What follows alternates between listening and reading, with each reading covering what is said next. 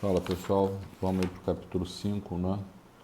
Revolução Industrial, consequências econômicas e sociais.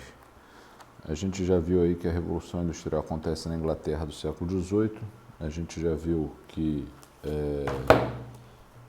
uma das principais características dela é a divisão e a especialização das etapas produtivas, o que possibilitou o aumento da produção. A gente já viu os fatores que antecederam a Revolução Industrial, como o acúmulo de capitais, a Revolução ou as revoluções inglesas, a política dos cercamentos, enfim. E a gente já viu como ela se desenvolveu. Agora a gente vai falar um pouco aí de como a Revolução Industrial ela alterou, né, a economia e a sociedade da Inglaterra e do mundo também, beleza? Então vamos lá para o slide, inclusive, observar aí essa questão das cidades, né? E a poluição. Além da poluição, a aglomeração urbana aí, ó, em épocas de coronavírus, é só imaginar que essas pessoas todas aglomeradas, embora não existisse o coronavírus naquela época, né? Eu imagino que não. Essa aglomeração também resultava numa série de problemas, né? Um monte de gente morria de tuberculose e de outras doenças, sobretudo por conta dessa aglomeração aí, e da falta de higiene, né, dessas moradias, de espaço mesmo, né? Até porque, como eu acabei de dizer, uma das coisas que antecedeu a Revolução Industrial foi a política dos cercamentos, que foi aquela prática, né, dos nobres expulsarem os camponeses das suas terras para criar ovelhas. E aí um monte de gente, um monte de camponês inglês está chegando na Inglaterra agora, nas cidades inglesas, perdão, nas cidades inglesas em busca de trabalho, né? E aí essa massa de pessoas vão ocupar esses territórios aí sem uma forma estruturada, adequada, pensada, planejada, não é isso? Então, nas cidades industriais inglesas, a população operária comprimia-se em bairros de ruas estreitas, sinuosas e sujas, tomadas de mendigos, prostitutas e desempregados. Relatos da época destacam o aspecto esfumaçado dos bairros operários, o cheiro nauseante de sujeira e alimentos estragados. Uma coisa que é interessante notar aí também é que, além, né, dessa vida terrível aí nas cidades, né, poluídas, mal planejadas, sem estrutura, esses trabalhadores também não tinham nenhuma garantia de trabalho, né? Não tinham uma legislação que os protegesse, estabelecendo uma carga horária máxima, estabelecendo direito a férias, não existia isso ainda, né? Essas garantias vão surgir, inclusive, dos embates entre os operários e a burguesia no contexto da Revolução Industrial. No início da Revolução Industrial, praticamente não havia limites para a exploração da mão de obra. Não existia legislação trabalhista nem direitos sociais, como descanso remunerado, férias, limitação do horário de trabalho, aposentadoria, etc., que só seriam aprovados a partir do fim do século XIX, né? A jornada de trabalho costumava variar de 12 a 18 horas diárias, né? Então, só pensar aí, se o dia tem 24 horas e a pessoa trabalhava 18 horas, é porque sobravam apenas 6, não é isso? Imagina. Além disso, era comum o trabalho de crianças e mulheres, no qual recebiam metade do salário de um homem adulto. Dentro das fábricas, os trabalhadores estavam sujeitos a multas e punições. Uma dica é ver o filme Tempos Modernos, né? Não tem áudio, não tem som, né? E talvez seja até para chamar mais atenção, justamente para o cotidiano das fábricas, né? E aí o Charlie Chaplin faz meio que uma sátira aí da condição extenuante que era a vida de um trabalhador numa fábrica inglesa aí do século XVIII e XIX. E aí só no final do século XIX que as condições começam a melhorar, né? Ou a piora diminui, digamos assim, né? Você vê aí crianças e mulheres trabalhando, era muito comum, porque recebiam menos. Uma coisa que era comum também, que é o seguinte: quando os trabalhadores, né, que não aguentavam mais trabalhar ou caíam ou desmaiavam, porque era comum que as fábricas fossem muito quentes, pouco arejadas, né, o que favorecia também a contaminação, né, de pessoas aí pelas doenças e tal. Quando uma pessoa caía, um idoso, né, ou uma mulher, uma criança, ela não era colocada numa enfermaria para dar uma descansada. Pelo contrário, elas eram agredidas, né? Vocês podem ver aí no canto direito uma espécie de capanga, de inspetor, né, que está com uma vareta na mão esquerda, pronta aí para bater nos funcionários caso eles não executassem a tarefa como deveria executar. Também era comum que, por exemplo, a máquina parou de funcionar por um determinado período porque ela escangalhou. Vamos supor que ela tenha ficado 2 horas sem funcionar. Os trabalhadores no final do dia tinham que trabalhar essas 2 horas para compensar a perda da produção do tempo que a máquina ficou parada, né? Então, o trabalhador era mais explorado ainda para compensar a produtividade que diminuiu.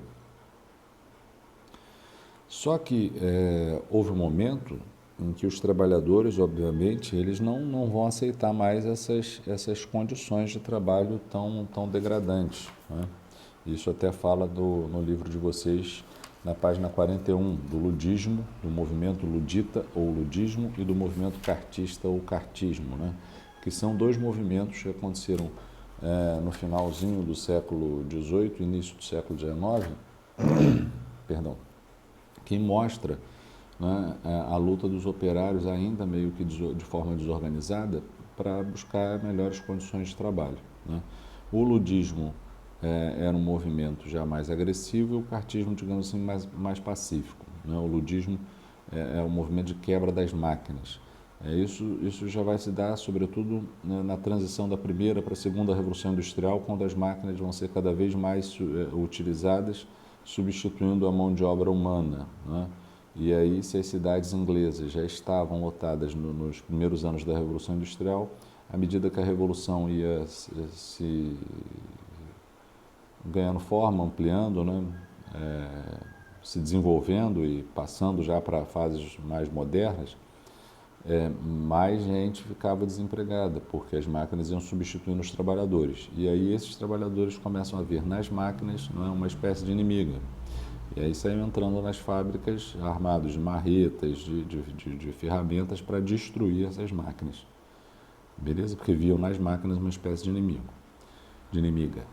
Então, as péssimas condições de trabalho, os abusos dos patrões e as máquinas que surgiam e deixavam diversas pessoas desempregadas fez surgir um movimento, né, dos quebradores das máquinas. Os integrantes desse movimento ficaram conhecidos como Ludita, em homenagem a Ned Ludd, o primeiro operário a destruir uma máquina numa fábrica, né? O cara que é tido como líder desse movimento.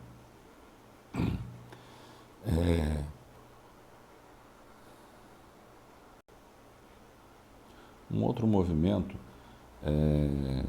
que vai acontecer, né, é a Trade Union, né, uma espécie de união dos trabalhadores para se ajudar, visto que não existia uma espécie de previdência, de seguridade social, né, como existe hoje, como existe hoje ainda, né? Eu costumo sempre dar o exemplo, né, de que, por exemplo, ficou redundante, um exemplo, por exemplo, perdão aí, pessoal, é o seguinte: um trabalhador que tem carteira assinada, que tem suas garantias, ele sofre um acidente de trabalho, né? Ele vai continuar recebendo em casa e tal.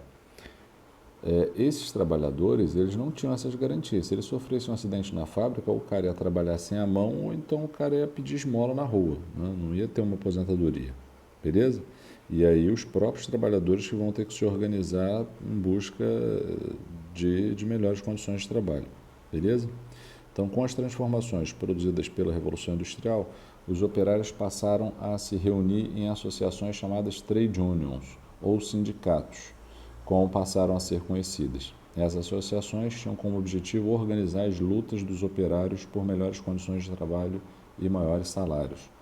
Então, era uma espécie de sindicato onde vários trabalhadores de uma mesma categoria se reuniam para representar os seus interesses e fazer uma série de exigências, né, junto ao governo, como redução da jornada de trabalho, como estabelecimento de um mínimo salário que fosse pago e por aí vai. Um outro movimento que vai acontecer, que também está falando na apostila de vocês na página 41, é o cartismo, não é? Que foi liderado por um camarada chamado William Lovett. O cartismo foi o primeiro movimento da classe operária inglesa a reivindicar direitos políticos e adquirir um caráter nacional. O movimento nasceu em Londres em 1837, quando uma associação de trabalhadores enviou ao parlamento a Carta ao Povo, um documento em que requeriam, entre outras coisas, voto secreto, né, sufrágio universal, sufrágio aí é o direito de voto, né, universal masculino, ou seja, para todos os homens, mulheres não, e os parlamentos renovados anualmente, ok? Então, o movimento cartista é um movimento pacífico onde os trabalhadores escrevem, redigem um documento chamado Carta ao Povo e eles vão aí pegar esse documento, né, e entregar às autoridades, né, então de forma pacífica, ok? Então aqui a gente vai ver que tem uma evolução, né, do direito do trabalho no mundo, né, mas eu não vou comentar individualmente, e a gente vai perceber isso no 9º ano, que no Brasil os direitos trabalhistas só viram realidade no governo de Getúlio Vargas, né? Isso não quer dizer que ele era bonzinho, porque não existe bonzinho e malzinho em história, né? Mas os direitos trabalhistas só vão se institucionalizar no Brasil no século XX, ok? Com Getúlio Vargas, beleza? Então o slide para por aqui, mas tem algumas coisas que eu preciso falar ainda que não estão no slide, que estão na página 39 e 40 da apostila de vocês, que são então vai ficar nesse slide aqui e eu só vou seguir falando, que são as transformações no setor da produção, não é? Então a gente já falou aí um pouco de como eram as condições sociais, não é? As condições de trabalho. E agora a gente vai falar de um pouco aí das questões econômicas. Quais mudanças que a Revolução Industrial possibilitou na economia, né? É óbvio que a Revolução Industrial ela possibilitou um aumento muito grande da produção, né? E isso gerou um aumento muito grande da produção, sobretudo da indústria têxtil, e, consequentemente, a burguesia que tem esse aumento da produção vai precisar o quê? Abrir novas áreas para comercializar esses produtos, até porque eles estavam produzindo muito mais do que a Inglaterra inteira pudesse consumir.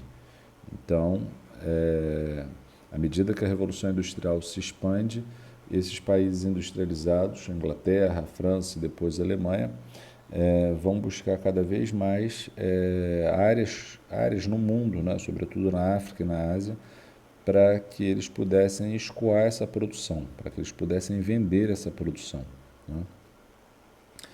Vai haver também uma divisão cada vez maior do trabalho, né? Uma divisão inclusive internacional do trabalho, não só uma divisão dentro das fábricas, baseada naquela divisão especialização do trabalho, mas uma divisão internacional do trabalho, né? Onde vão existir áreas no mundo, né? Territórios, né, no mundo, que tinham basicamente a função de produzir matéria-prima para os países mais ricos, mais industrializados, que iriam pegar essas matérias-primas baratas e iriam produzir manufaturados para serem vendidos, né, nos países ricos, industrializados, e também nesses países pobres, né, que forneciam matéria-prima, que eram geralmente colônias dos países ricos, ok? Então, a Revolução Industrial ela também vai possibilitar uma divisão internacional do trabalho, onde vão existir áreas pobres, né, menos desenvolvidas industrialmente, que vão produzir para as áreas ricas, para as áreas mais industrializadas. Ok? Vai haver uma redução do preço dos produtos, porque eles passavam a ser produzidos cada vez mais em maior quantidade. Além disso, as colônias precisavam, né, fornecer em grande quantidade matérias-primas a preço muito barato, então os produtos tiveram uma redução muito grande nos seus preços, né, e passaram a ser vendidos em praticamente todo o mundo. Economicamente, a Revolução Industrial ela também, como está aí na página 40 da apostila, vai consolidar o sistema capitalista, né? O capitalismo ele se consolida junto com a Revolução Industrial, né? Ele teria se iniciado com a Revolução Industrial e se consolidado com a Revolução Industrial no século XVIII e XIX. Né? E aí o que é o capitalismo? Né? Segundo a definição aqui da própria apostila, é um sistema, né, na página 40, no finalzinho aqui, no canto esquerdo, é um sistema de produção predominante a partir da Revolução Industrial, que, né, tem como característica principal a defesa da propriedade, a finalidade de lucro, a lei da oferta e da procura, o trabalho assalariado, a moeda como principal meio de troca e a relação social apoiada em classes. Né? Então, a Revolução Industrial ela é uma alteração no modo, né, como se produz as coisas, e essa alteração vai possibilitar um enriquecimento da burguesia e a consolidação de um novo sistema econômico, que era o mercantilismo, né, no século XV, XVI, XVII, mas no século XVIII, com a Revolução Industrial, a gente já vai ter um novo sistema econômico, que é o capitalismo, baseado inclusive na livre circulação de capitais, né, na não interferência do Estado na economia, na ideia de que a economia não deve ser regulada pelo Estado, porque ela se autorregula, ok? Isso, inclusive, era defendido pelo Adam Smith, né, aquele pensador iluminista. Beleza? Então, a gente já falou um pouco das consequências sociais e um pouco das consequências econômicas. Enfim, a Revolução Industrial alterou, né, bastante a vida dos homens, não só na Europa, mas como no mundo inteiro, favorecendo uma série de outras questões, como também está na página 40, que é a urbanização, né? A vida passou a ser majoritariamente nas cidades, a partir da Revolução Industrial, o fortalecimento da burguesia, né?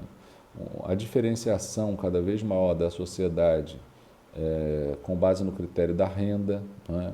Ou seja, aqueles que possuem capital, aqueles que são donos dos modos de produção, são chamados de burguesia. Aqueles que não possuem, né, capital, aqueles que não detêm o modo de produção, são chamados de proletariado ou operariado. Okay? Então, há cada vez mais uma separação entre capital e trabalho. E com isso, as contradições da sociedade vão se intensificando até que ocorrem esses movimentos operários como o ludismo e o cartismo que eu já citei e depois outros mais que ainda a gente não vai falar por agora. Então, é isso. Eu fiz uma explanação aí do que é o capítulo 5. Vocês, depois de assistirem, né, esse conteúdo, vão ler o capítulo 5, fazer os exercícios conceituais todos e os contextualizados de múltipla escolha. Os conceituais da página 41 e 42 e os contextualizados da 42 e 43. Beleza? Um abraço.